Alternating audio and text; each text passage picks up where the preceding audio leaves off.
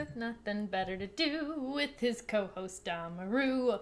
Probably end up talking about poo. You know, you don't Snack with nothing you don't better like to when do. I play instruments, so you're not allowed to sing. We're never using that theme song ever again. Wow. Okay, I worked hard to make that theme song No, you on the didn't. spot in the middle of an episode. No, you didn't. Okay? I gave you homework if you remember. Well, you gave me homework this time, and I did it all before the show. 2 seconds before the show. No, actually, this one took us a while. We've been promising the Coen Brothers ranking review since Buster Scrub came out on Netflix in November. Yeah. And since there's 18 fucking movies, and sometimes we do have something better to do than this show. Yeah, we have family, and there's holidays. Sorry for having a life. Are bad. Nobody cares. Nobody's been asking for it. No, we've been asking for it. We've been wanting to do this for a long time. Because we've watched all 18 movies over the stretch of 3 months? 3 months. So for this episode, we're ranking the Coen Brothers movies best to worst. Which is apparently 1 to 18. 18 being the worst, Yeah. 1 being the best. Right now they're in chronological order. You probably can't see it because... I'm going to create a cool little cartoon board here. now you set it on camera, Yeah, now so I you set have it. to do it. I gotta have it ready to go by this Friday. Bloop, right there. Yeah. And I'm going to put them on there for you guys so you guys can see it a little clearer. And who knows, maybe I'll put it in this bottom corner so that it's easy You guys to will follow. know what our You'll ranking know. is. You'll figure it out. You try fitting 18 fucking movies on a board. No, 36, because you got 2 Oh, yeah, rows. you got double. 36 fucking movies on a board that's 34 inches long. It's not gonna work in big... I tried. And able to see it on an $80 webcam. We're low budget, guys. We're minimalist. For this episode, you guys like how I always have a themed drink? I think I do. Oh, yeah. Cut here to the Shamrock Shake, the nasty ass Merlot. Did we make a White Russian zombie? We one did year? make a White Russian zombie one. We made it some other bad drink.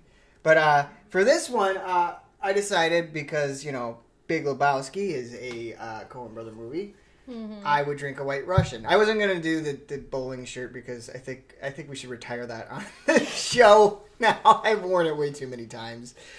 So I decided to drink a White Russian. Unfortunately, the only vodka we had in my vodka that freezer, I so willingly shared with you. I bought it. Yeah, you did. Was mango habanero vodka. It's delicious. It's And so spicy. The only milk we had was vanilla almond milk. So right now I have a mango habanero, Sweetened vanilla. sweetened vanilla almond milk. The Kahlua is normal.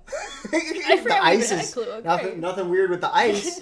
But I gotta say, I kind of want you to try it. I don't know if I want to try it. You want to.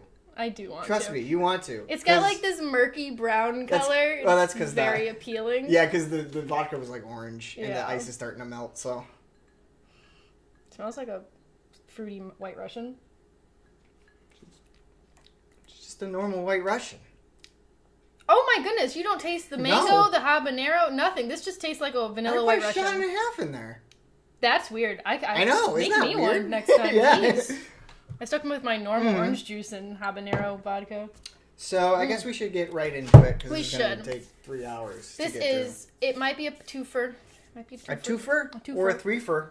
Oh, a 3 for fuck no. Yeah. I don't plan to go that long. Okay, so we should probably remove all these from the board. Yes, fast Okay. motion. All right, you should do. When you said fast motion, I thought I was supposed to move fast.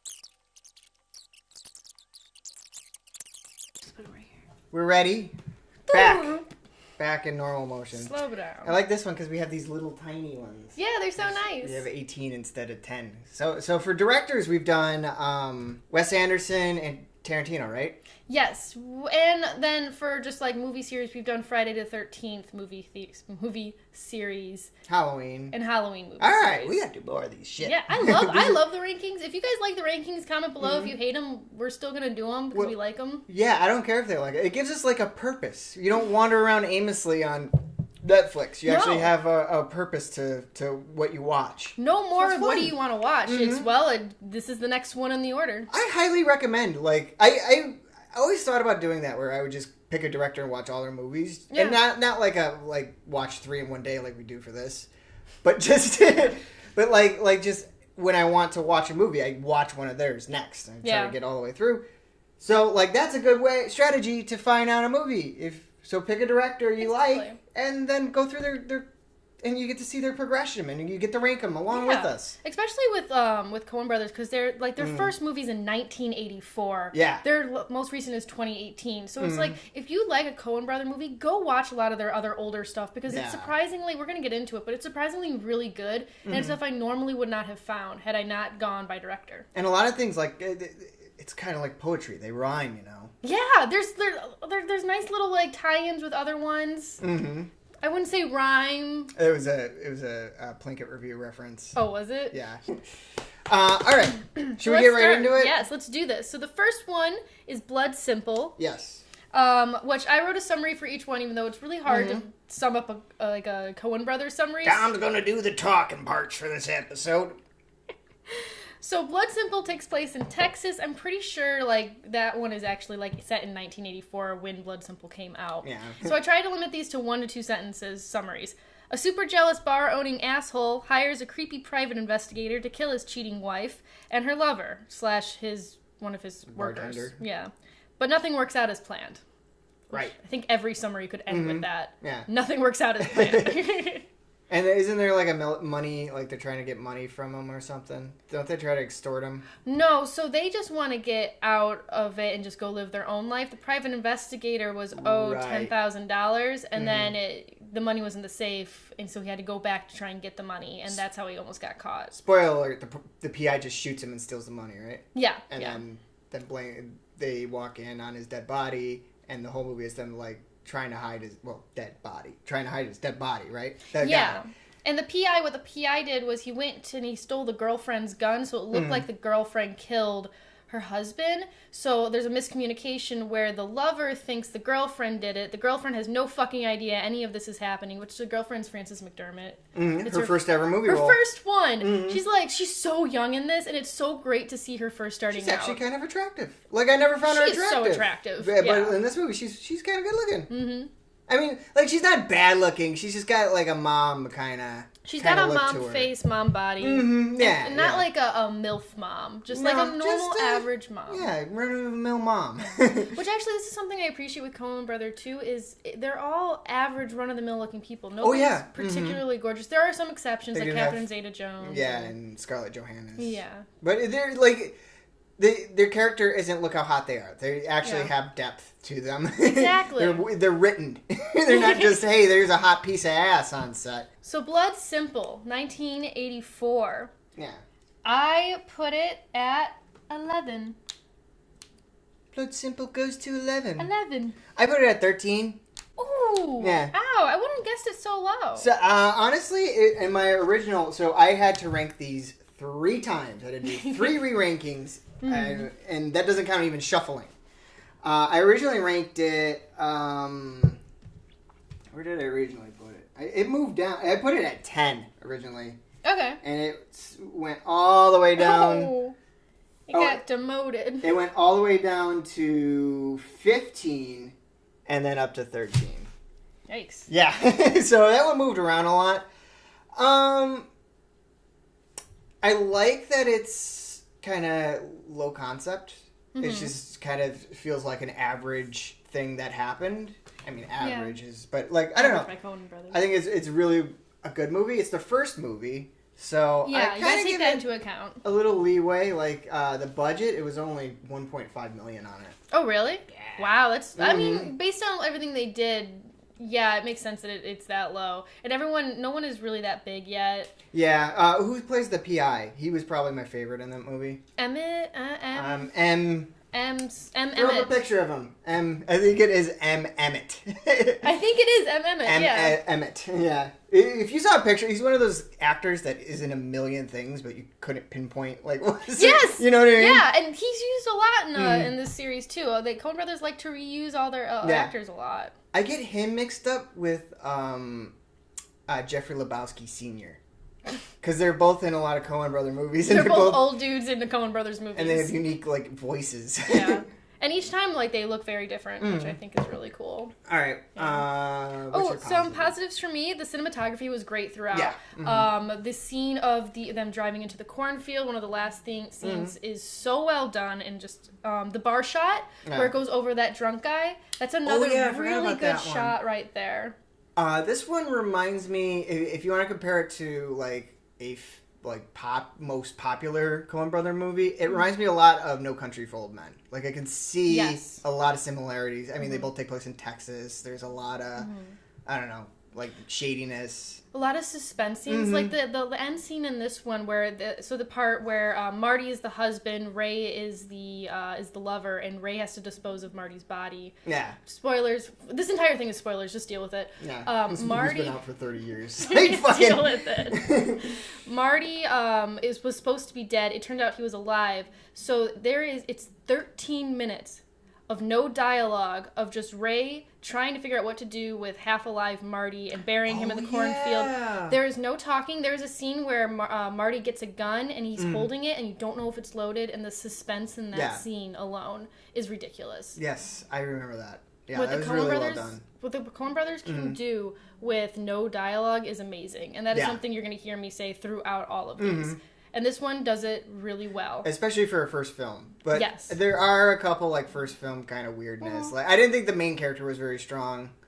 The lover, Ray, is flat. Yeah, he's flat. Everybody else is great. He's very boring. There's nothing to his character. He's just kind of a vehicle to drive the story. Yeah.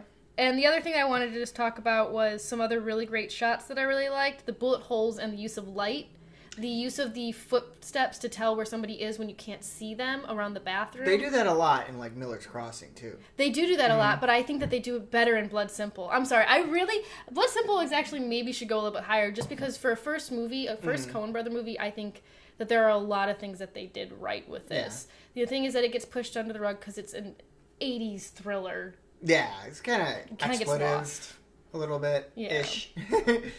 But in my opinion, I think that they did Thriller well. I think that I like the twists. And one thing different between this and most Coen Brothers movies, little to no humor. Like, I don't remember any. No, the PI had a few chuckles. Yeah, but yeah. And that's kind of just because his acting. Yeah. I think the last thing that we discussed when we were doing this ranking, too, before we move on, is rewatchable ranking. Oh, yeah, I forgot about that. Which I think is really important because this is much different than my ranking of how it is compared to everything else. Yeah, a lot of these movies are better second and third viewings. Yes. I'd say 90% of Coen Brothers movies are better second and third viewing. So I decided that we should do a, like, scale 1 to 10 rewatchability. I said, what did I say? 1 to 3 was, I would never watch, I pretty much wouldn't watch this again. I don't need to watch this again. I don't feel a need to.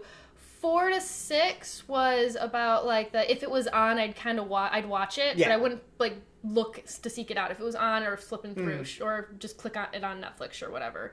And then 7 to 10 is like, I will seek this out to watch it and look for it. So for Blood Simple, I ranked it at 5.5. Ooh, I ranked it at a 5. Yeah. I'd say if it's on, I'd watch it. I don't necessarily have to watch it again. I kind of got the gist of it. So. I definitely agree on that. I got the gist of it. I enjoyed it. If it was on, or if I just saw it on Netflix, I go, fuck yeah, I'll definitely watch that. Yeah. Oh, this is on? Oh, cool. I'll watch it one more time. Yeah, like throw that on. Yeah. All right, let's move on. Raising Arizona. For some reason, I always want to call it Rising Arizona. Me too. I don't know why. Rising Arizona. The summary. Raising Arizona. I just called it. You just did it. Damn it. An ex-con named Hi, H-I. Played by Nicolas Cage. And an ex-cop, Edwina. Played by Holly Hunt. Fall in love and try to start a family. Edwina is barren, and they decide to kidnap one of a famous family's quintuplets. And things go wrong. Right. And the quintuplet's last name is Arizona. Yes. Raising Arizona. And it takes place in Arizona. Right. Yes. And the couple that they stole the child from owns Unpainted Furniture Shop. Yeah. I don't understand why unpainted, like, specifically. I don't know, but it's pretty funny. I think it's funny. So this one kind of goes on the opposite end of the spectrum for the Coen Brothers. This is Yes. a straight comedy in my book. Like, Yes. I mean, there's obviously little serious moments here or there, but on a whole, it's just goofy. It's so silly. One of my favorite parts that really accent how silly it is that there's a part where Nicolas Cage has to fight John Goodman. This is John Goodman's first one, and he's kind of like, oh my gosh, he's so young too. And John Goodman just broke out of jail with another dude, and they want to take the baby for themselves. And so Nicolas Cage fights him, and in the fight, he raises his hands like this to hit him. Oh, and he yeah. raises his knuckles against the ceiling and hurts them. They had popcorn ceiling. Yeah. Yeah, and he just... was like that. And instead of going through with the head, he just goes, ah, and like hurts himself, and then falls over. And it's so funny. What about the scene where John Goodman and the other guy are breaking out of prison? And John Goodman, like, busts through the mud. No.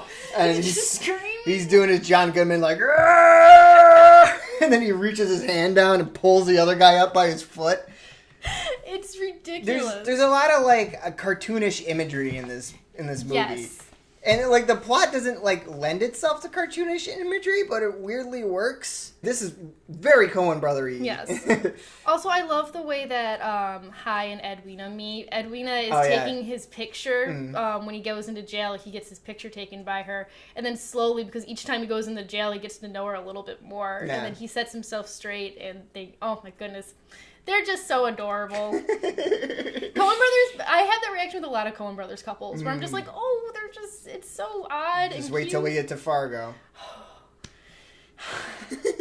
We'll get there. Okay. Well, before we continue talking about it, we should probably rank Yeah, it. let's rank them. Yeah. I'll go first. You went first last time. Yeah. I got it at 8.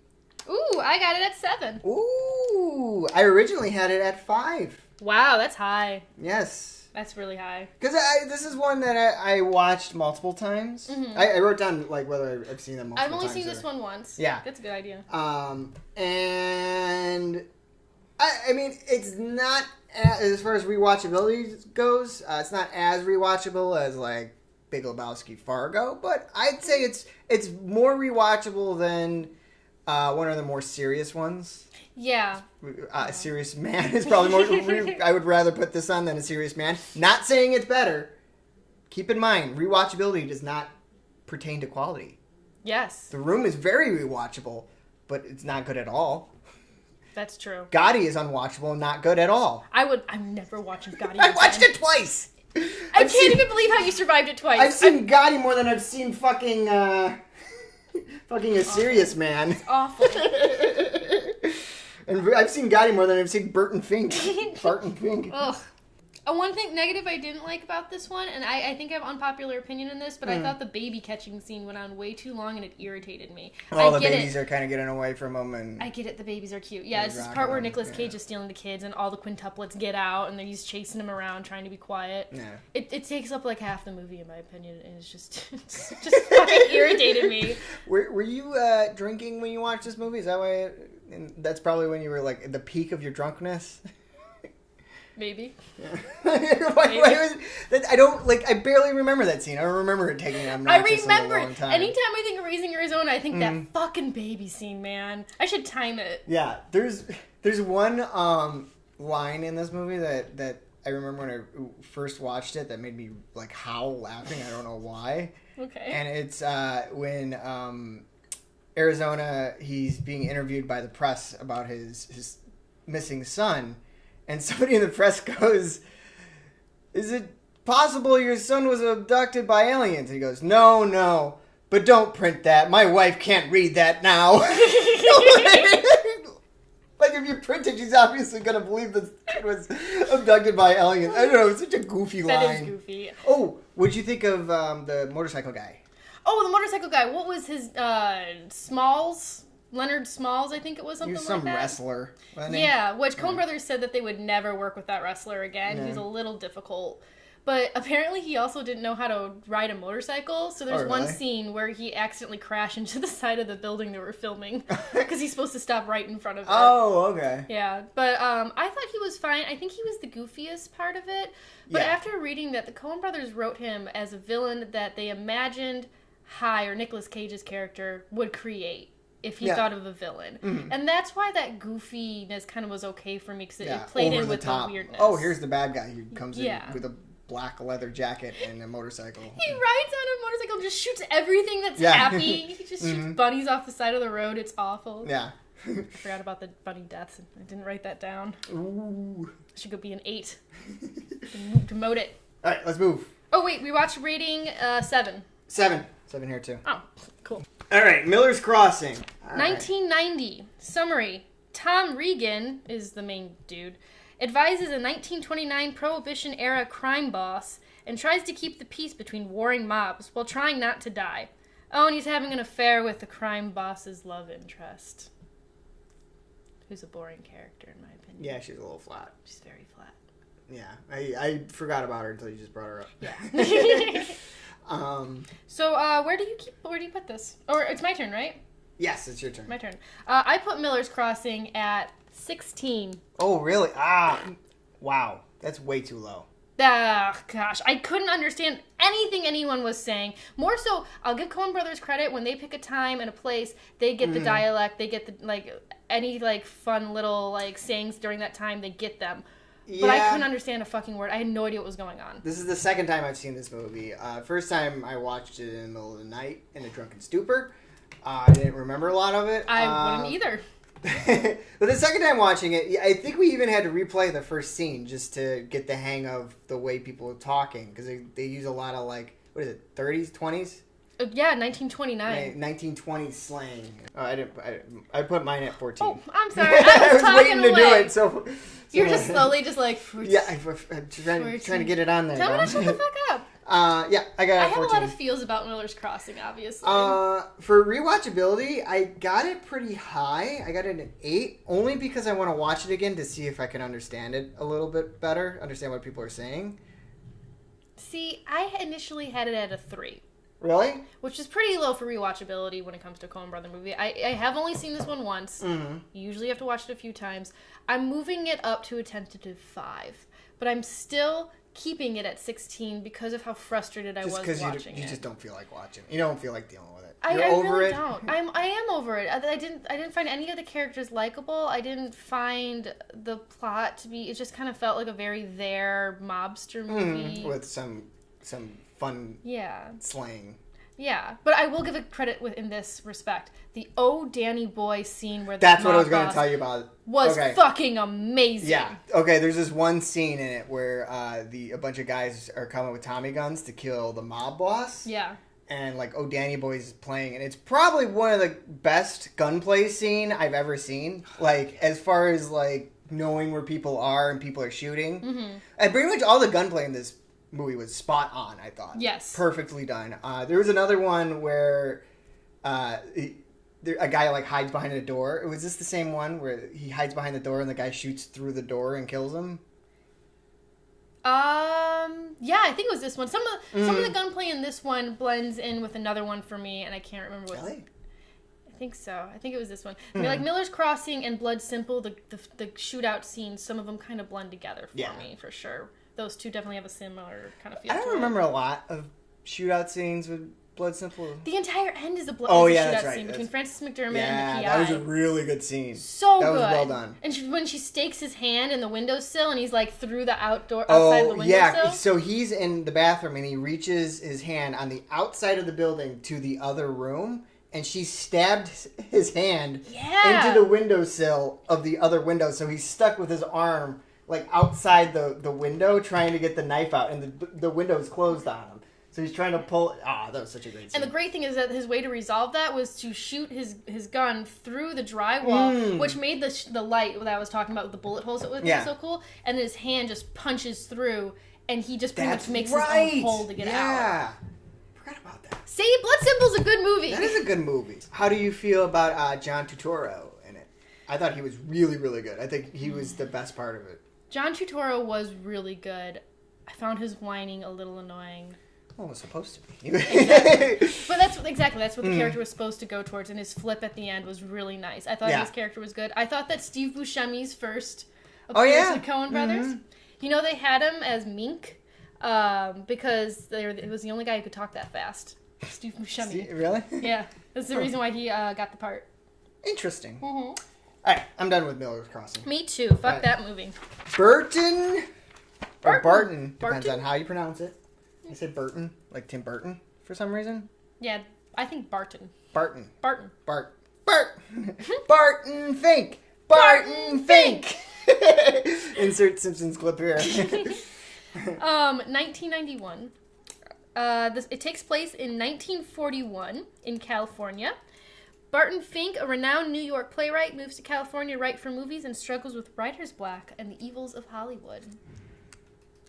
Right, he's writing a wrestling picture, which I didn't know wrestling pictures were a thing. Apparently they are, or at least this movie said they are. So this movie is a man with writer's block, is the entire movie, pretty much. Pretty much, yeah. Right? And wackiness ensues. Right? Yes. I got this one at number 3. Shit! That high? Yes, that high. I love this movie. I put this movie at 9.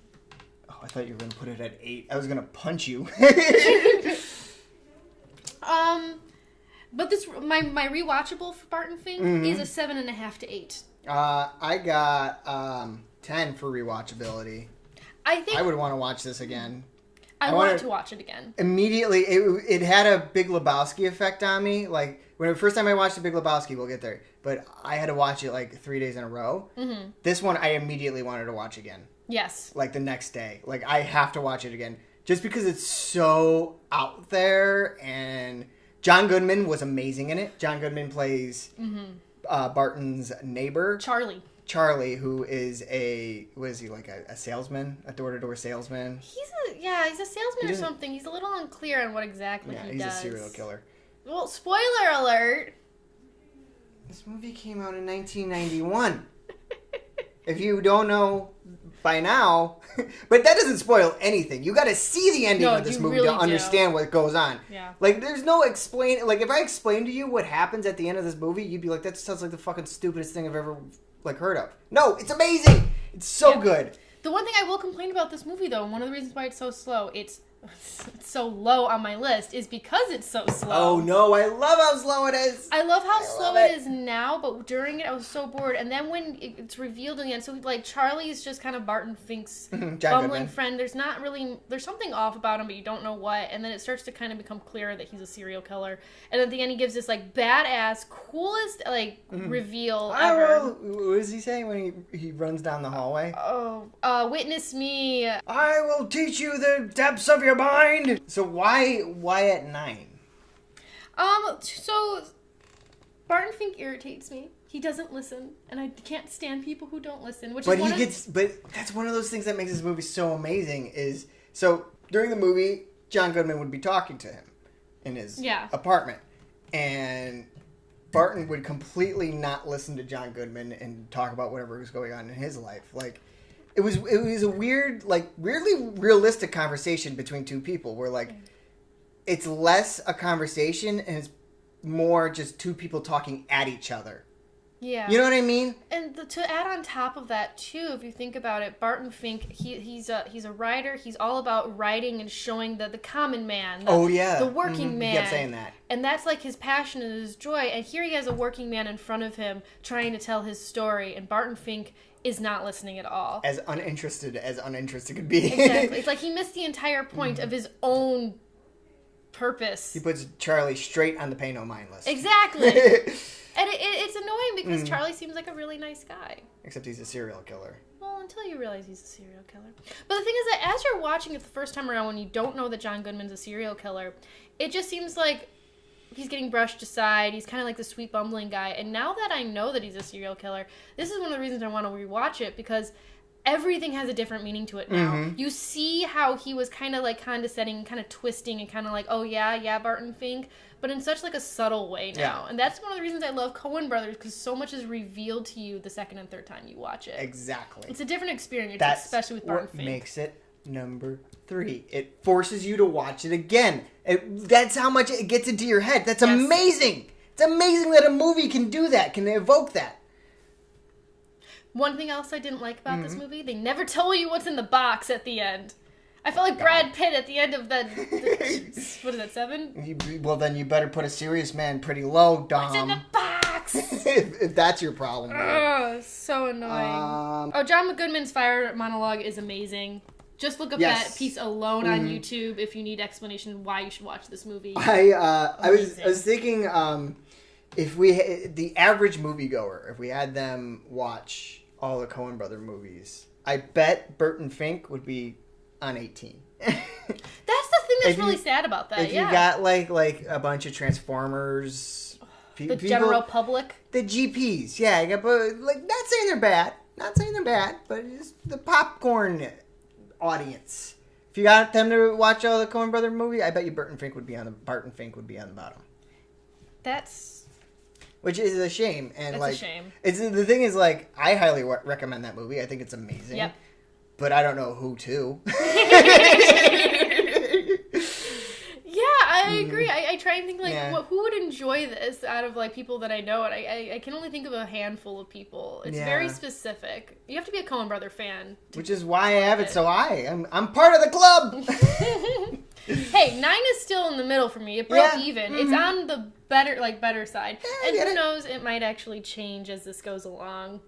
It might go higher up because as I talk about it, the more I talk about Barton Fink, the more I like it. That means it's so frustrating. I'm very interested. I was thinking about this while I was making this list. I bet if you tell me this time next year to rank my favorite Coen Brother movie, it would be completely different. Yes. Than now.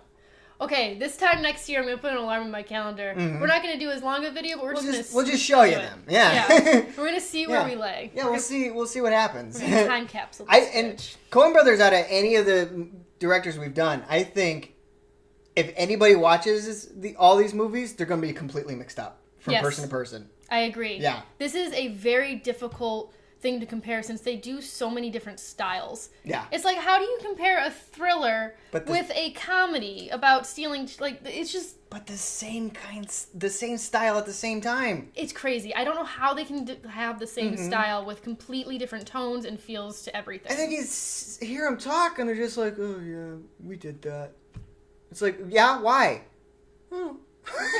Just felt like it. They're just they're the most boring interview. Yes. They give you nothing.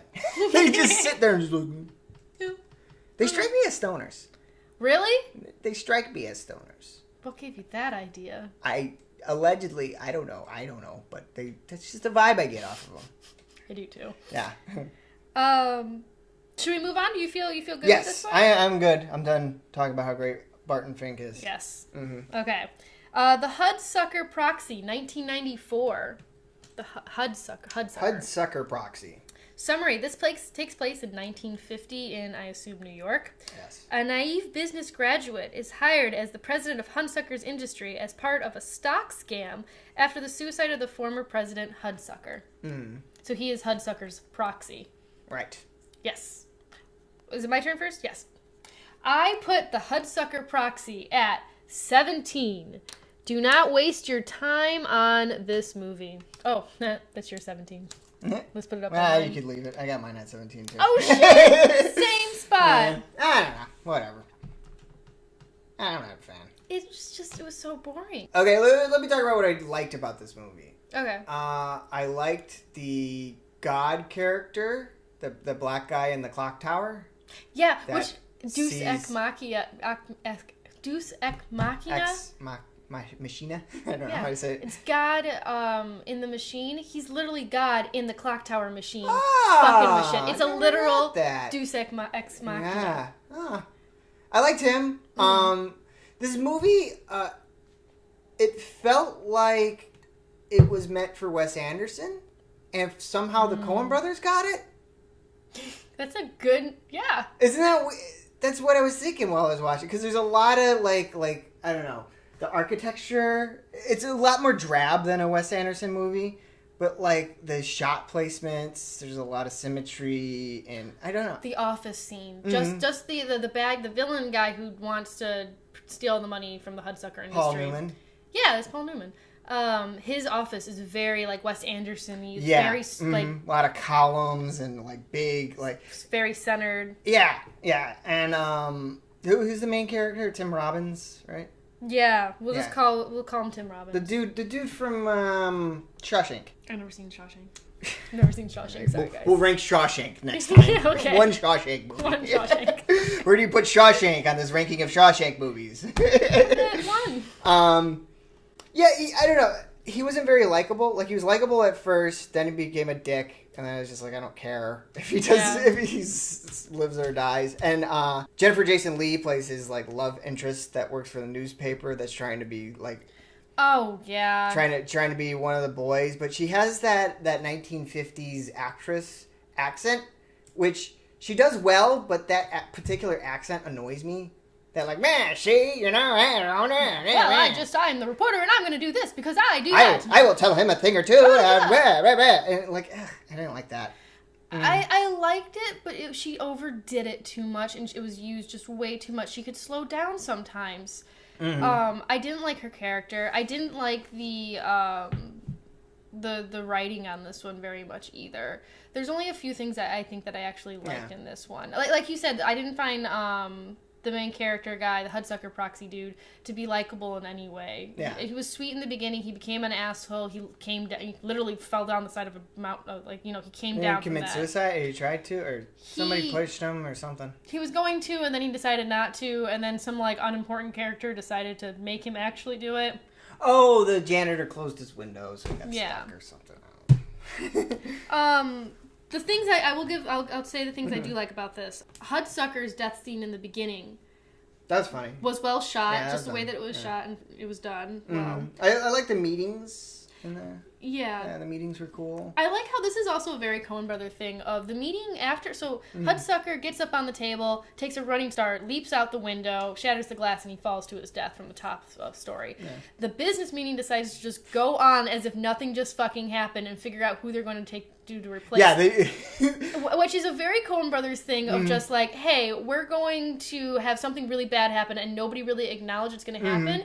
Except one guy, eyebrows. This guy had fucking huge eyebrows. Is just sobbing in the corner about how the boss just died, and everyone else is just like business as usual. Doesn't Paul Newman be like, sorry, get it together? Yeah, he's holding a cigar the whole time. Moving on. Yeah. And it's just like, I love Coen Brothers does that really well, where there's usually one actor who's just like, what the fuck is going on? And everyone else is very blasé about it. That was about it. Yeah, there was. I thought the silliness kind of missed the mark. Remember the part where he goes into Paul Newman's office and he like lights something on fire? It's got very slapsticky. He like lights something on fire and then like throws it in a trash can. And it was the guy's manuscript or something. The most like hacky. Like he puts his foot in the trash can. Oh, it's stuck in my foot. Oh no! Open a window here and dump it out. Oh no, it's blowing back. Crazy. Yeah. I don't know. I wasn't a fan. I wasn't. I agree that the jokes were just off. Yeah. It just missed. I gave it a 4 on likability or rewatchability. Rewatchability 2.5. Really? Even if I saw this on TV, I probably would go meh. Let's move on. Moving on. Oh, how after such a bad movie did such a good movie? Oh, I know how. Come next. Well, because let's see, Hudsucker Proxy made. Oh yeah, what's the budget? The budget on Hudsucker Proxy was $25 million. Guess how much it made? Half of that. $2.8 million. How are they allowed to work in Hollywood again? That they fucked up. That's like 1/10 of their budget. Yeah. Oh, that hurts. And that was and Barton Fink was even a flop too. Because Barton Fink was box office of budget was $9 million and it only made $6.2 million.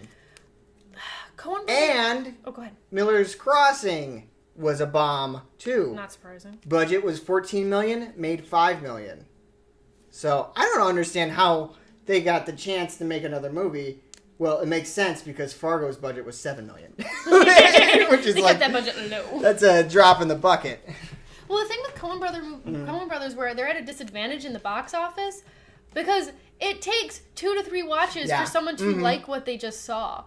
It's a thinker. Most people aren't going to go back to the movie theater to watch it again, so it doesn't do as good, which is so unfortunate. And I can't imagine people rushing to go see Barton Fink or Hudsucker Proxy. I don't know why they gave them that much money for Hudsucker Proxy. Like, I think they thought like, hey, you're doing pretty well. Actually, we're kind of digging this. We'll give you some response. Nope. I guess so, but they weren't.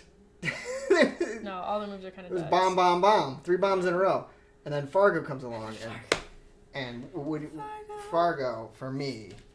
I got Fargo number 1. Number 1. Yes! Oh my goodness, rewatchability 10. 10. Solid 10. It's, all day, every day, Fargo. I've heard of people that don't like it, but in my humble opinion, it is a perfect movie.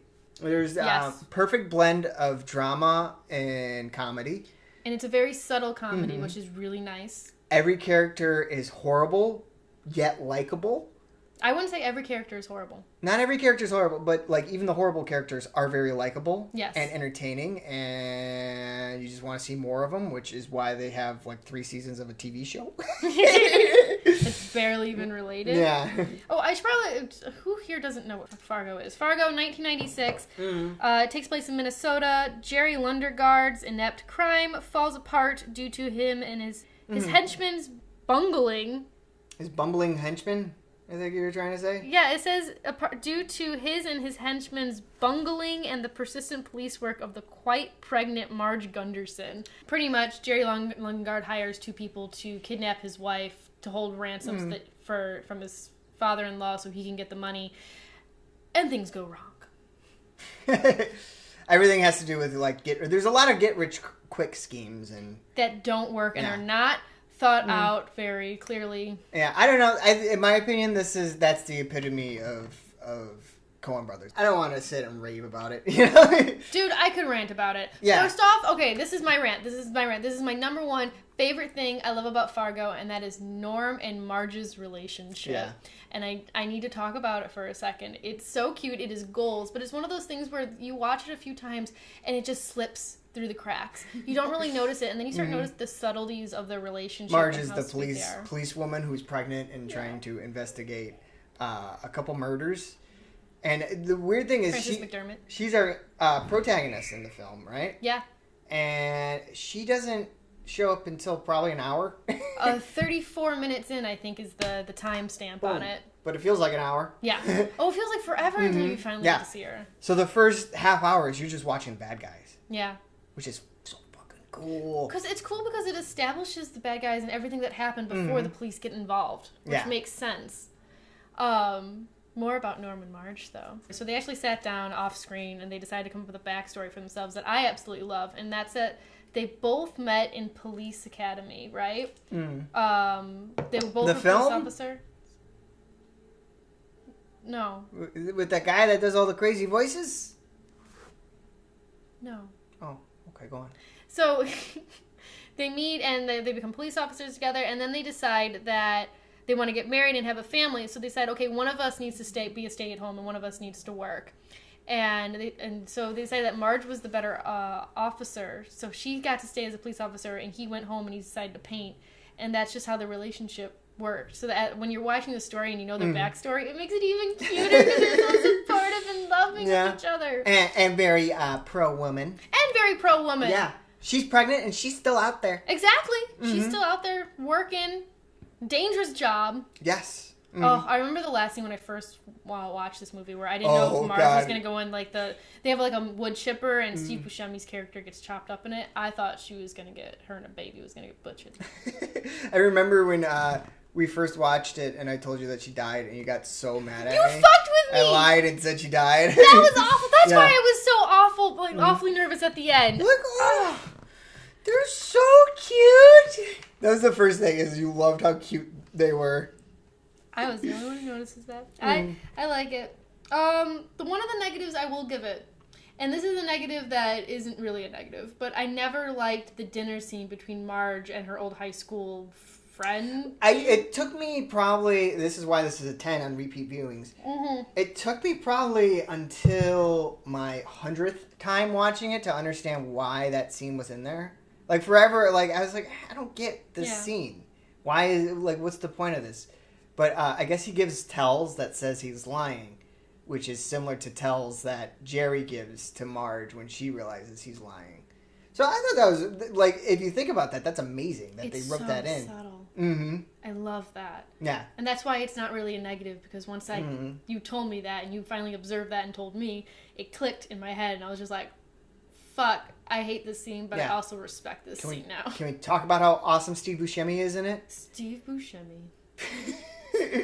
I don't think a day goes by where me and you don't quote this movie. This is the most quotable movie. If we did a ranking of most quotable movies, Fargo would still be my number one. More than Big Lebowski?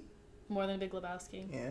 Fargo. Oh, come on. Quotable wise? No way, Wade. But quotable wise, I quote Big Lebowski a lot. I think I quote Fargo so much more. Fargo is so much yeah? fun to do the accents. So The accents are yeah? amazing. You think they're connected? You know? Connected. There's no escaping a good Fargo reference. No. If you hear something that slightly triggers you have to say it. Yeah.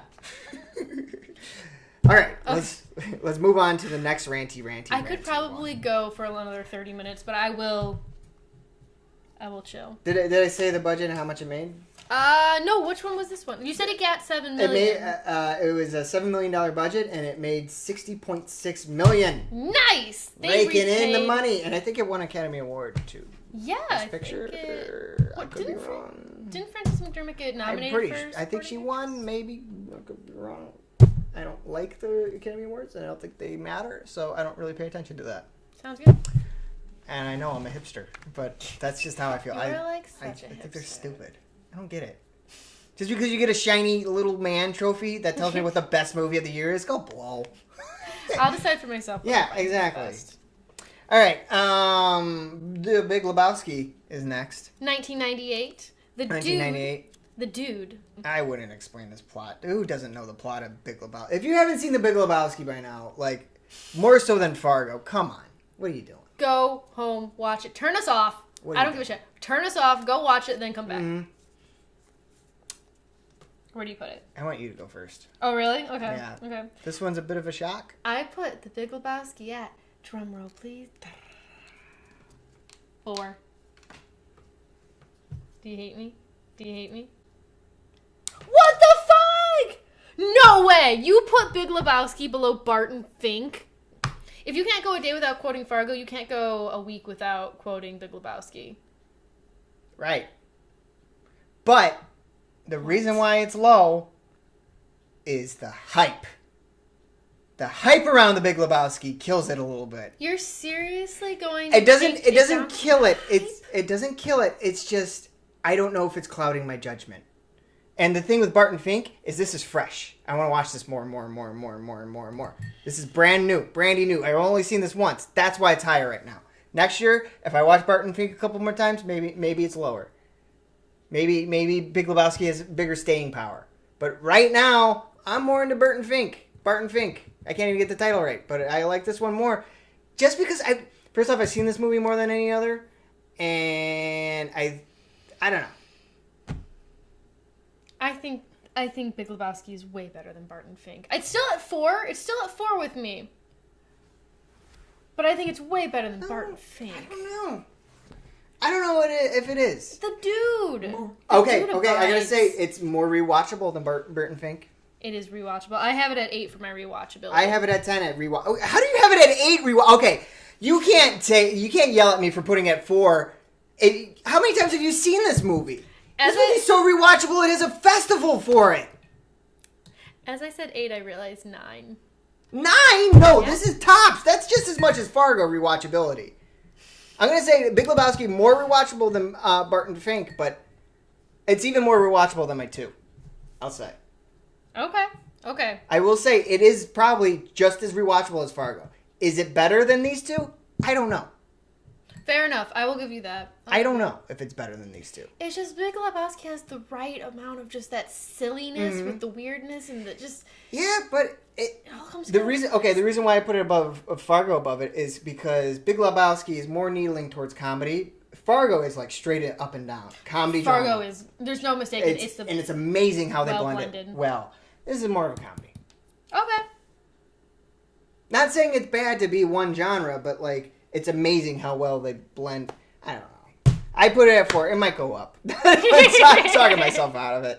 It might go up. I just think of how much Big Lebowski has created a culture, and it's just... And that kind of bothers me. Like, I feel like if the culture wasn't around it, I'd enjoy it a little more. Okay, fair enough.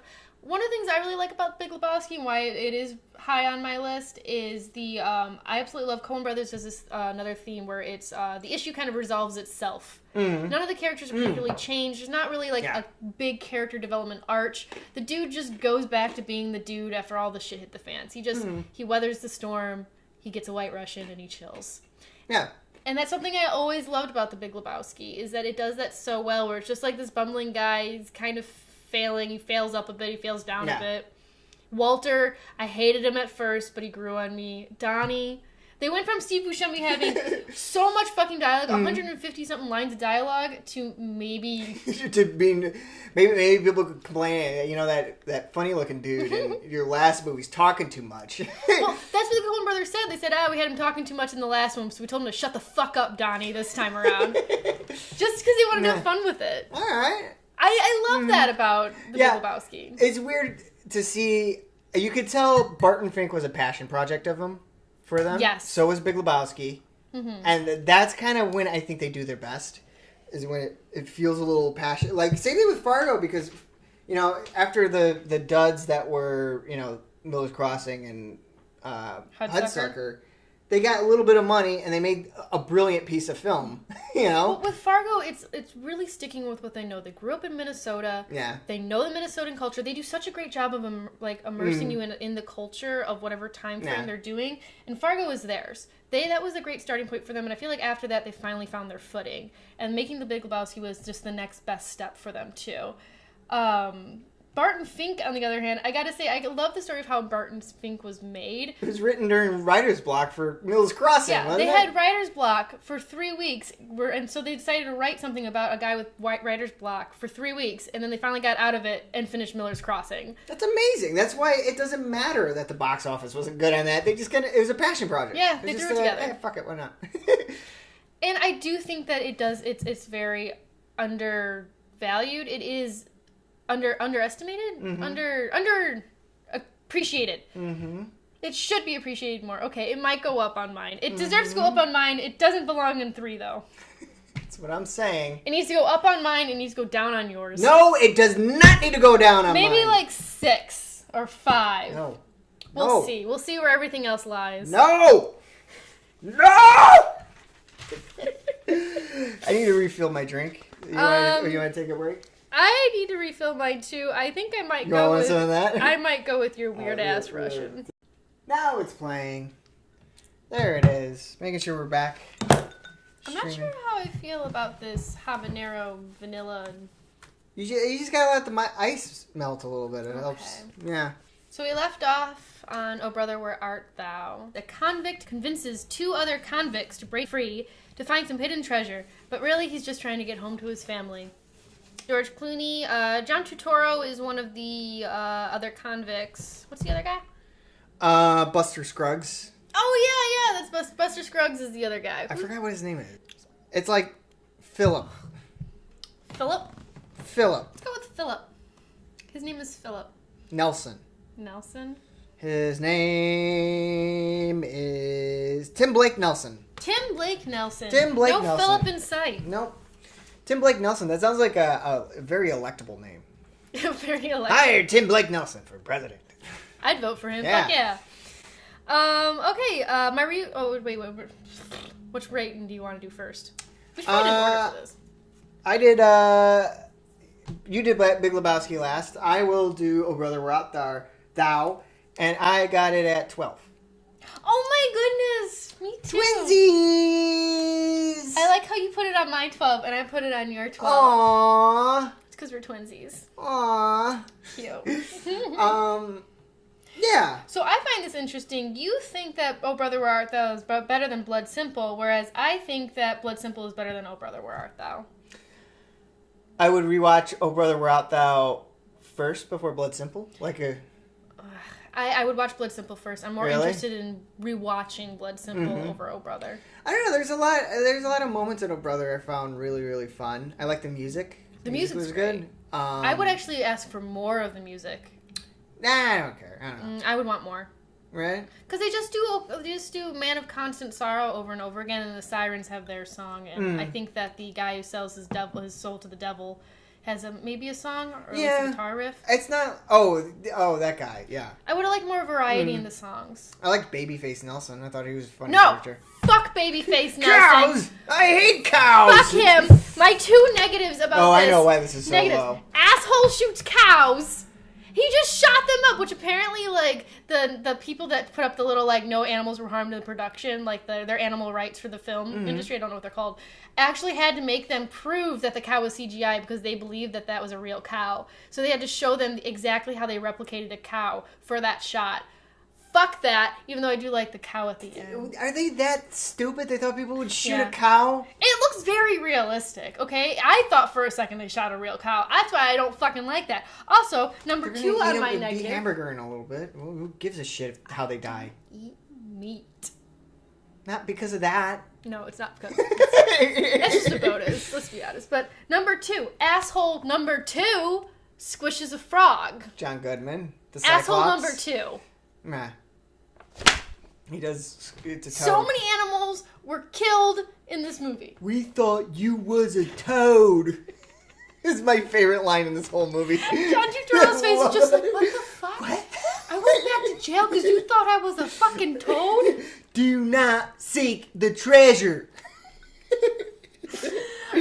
I wasn't a fan of George Clooney's character at all, but John Turturro and Phillips was great. George Clooney was all right. He was good for what he needed to be. Mm-hmm. I thought the ending was a little forgettable. Like, I always forget how the ending ends. Yeah, me too.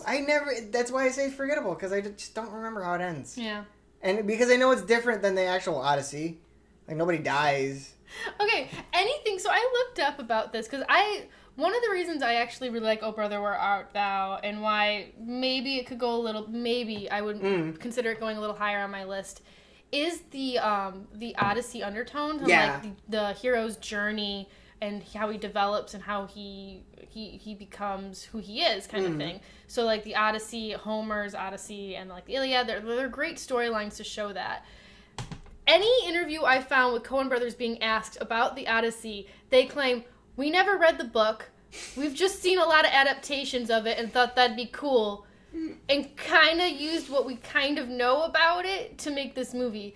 And watching the movie and trying to like follow it, because I have read the Odyssey. Yeah, I haven't. Trying to have it follow, I'm just like, wait, who the fuck would that be? Like, that doesn't make any sense. Yeah, I noticed that too. I mean, what I know of the Odyssey, because I was supposed to read it, so I took a class where it was taught, but I didn't read it. I loved it. It was such a well-done book. I remember a lot of people dying, and not a lot of people die in this movie. But that is such a stoner. Look, we never read the book. We just took things that we knew about the book. Made it. I saw a movie one time that was kind of Odyssey-like. Brad Pitt was in it. That's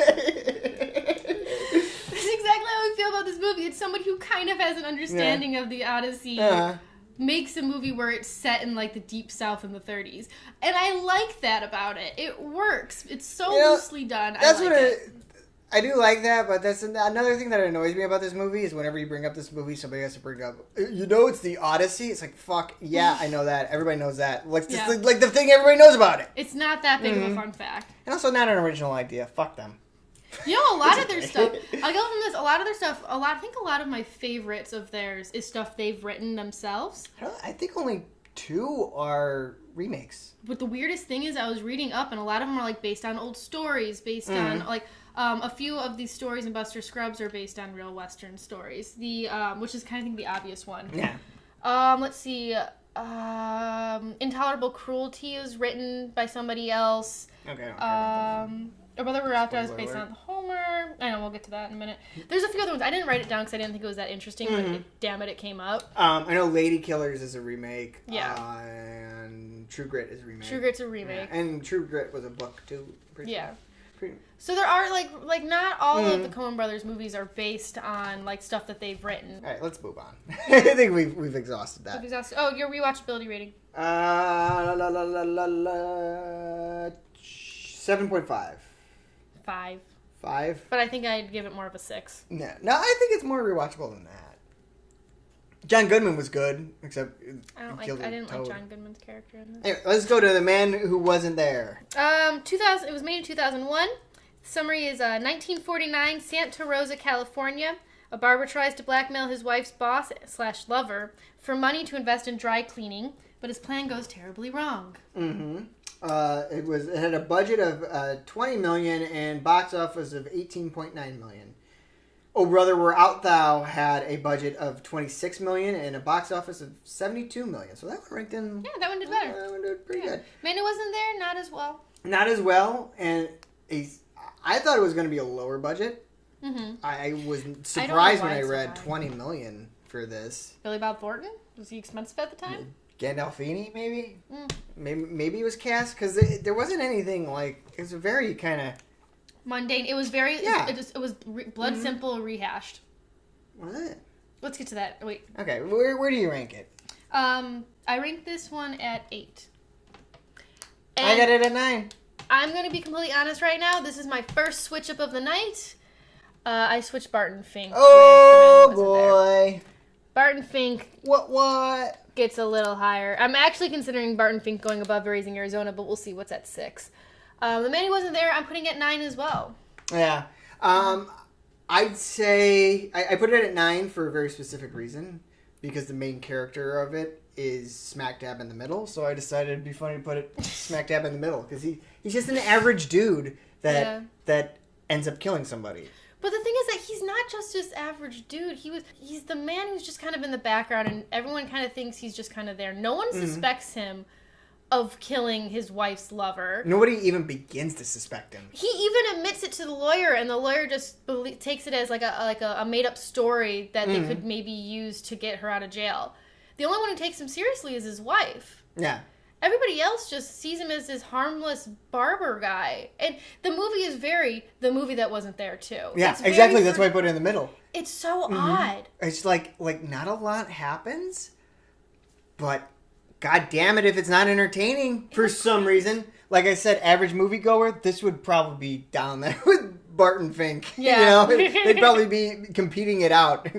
But which is sad because I think that this was a very well done movie. I think it's criminally underrated. Yes. I really do. I think it needs a little more love. Mm-hmm. It's a really good movie. If you like Barton Fink and you like A Serious Man, I think you'd like this.